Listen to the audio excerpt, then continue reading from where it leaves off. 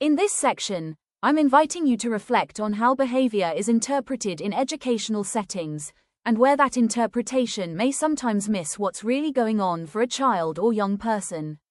When we talk about behavior being misinterpreted, we're not just thinking about discipline or classroom management.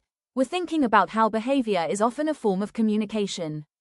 It can reflect unmet needs, trauma, cultural differences, or emotional distress. These questions ask you to consider where behavior is most often misunderstood, and what assumptions tend to shape those interpretations. You might want to think about assumptions around things like intent, whether behavior is seen as deliberate or defiant, background, culture, family context, or prior labels, ability, assumptions about attention, or learning needs, patterns, how past behavior can influence how new behavior is viewed. As you respond, there's no need to describe individual pupils or specific incidents.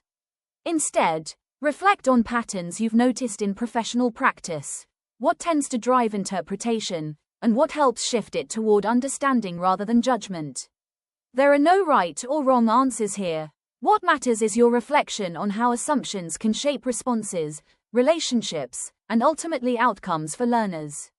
Please answer in a way that reflects your professional experience, focusing on principles rather than detail. Your insight will help others think more carefully about how behavior is understood and responded to in education.